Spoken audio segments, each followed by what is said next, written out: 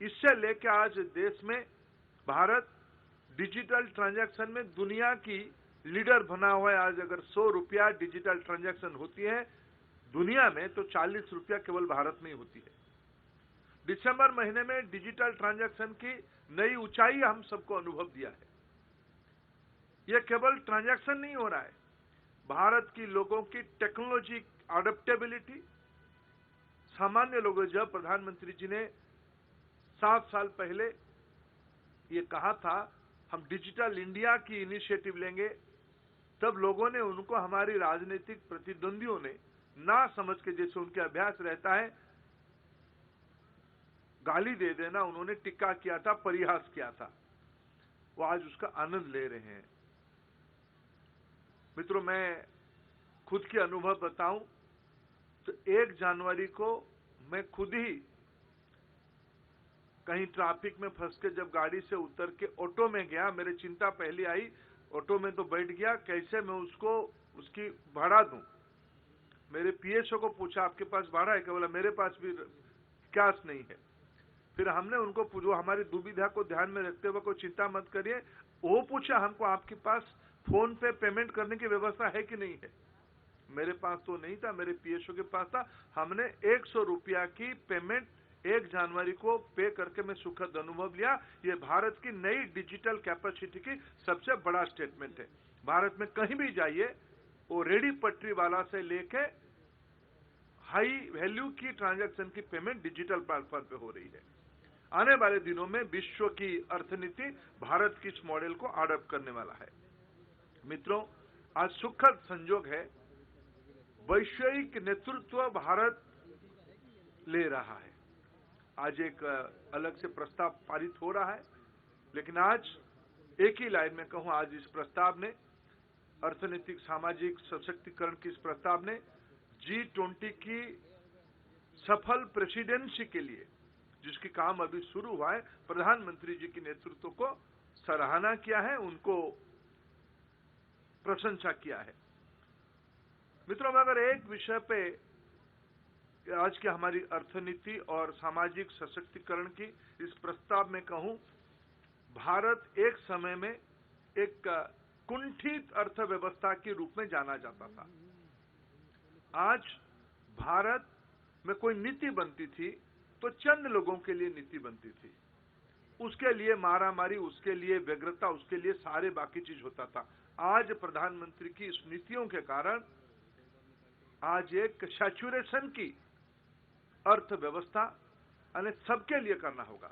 Scheme चंद लोगों के लिए नहीं है, सभी के लिए। गांव में जितने लोग हैं, जितने गरीब हैं, जितने मध्यवर्गीय, सभी के लिए। आज एक पॉलिटिक्स ऑफ सैचुरेशन की ओर हम बढ़ रहे हैं, गवर्नेंस ऑफ सैचुरेशन की ओर बढ़ रहे हैं। तृप्ति की जिम्मेवारी को लेकर आज हम आगे बढ़ रहे हैं। मैं कार्य समिति जो प्रस्ताव को पारित किया प्रधानमंत्री जी की सफल नीति के कारण, कुछ विषय आपके सामने मैंने उल्लेख किया। मोदी सरकार के अंतर्गत गरीबों की अधिकार से सशक्तिकरण की ओर बढ़ने की कदम, ये प्रस्ताव मैं आपके सामने उपस्थापित किया। कोई प्रश्न हो तो शैलेंद्र दीदी ने होता। सर, आपने कहा कि G20 में सफल नेतृत्व के लिए प्रधानमंत्री के नेतृत्व की तारीफ की गई है। जो प्रस्ताव आया सामाजिक और आर्थिक प्रस्ताव, क्या अलग से G20 पर भी प्रस्ताव आएगा और उस पर बाद में बताएंगे? आएगा, जयशंकर जी उसकी प्रस्ताव कर रहे हैं। विकास चंद्रा, न्यूज नेशन।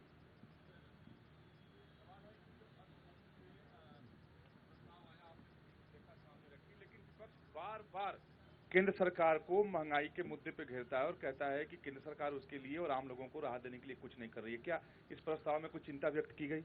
देखिए, मैं सारे प्रस्ताव में और भी डिटेल है जो आपको थोड़ी देर में मिलेगा। देखिए, ये विपक्ष को मैं गणतंत्र में, प्रजातंत्र में उसकी आलोचना को पॉजिटिव स्पिरिट में लेता हूं। उनको तो भी कुछ काम होनी चाहिए, उनको करने दीजिए। विश्व की एक भी देश नहीं है, एक भी बड़ा अर्थशास्त्री नहीं थे, मैं वो दिन भुला नहीं, उनका नाम मैं लेना नहीं चाहता हूं, जिनको बड़े बड़े अवार्ड भी मिला है दुनिया में।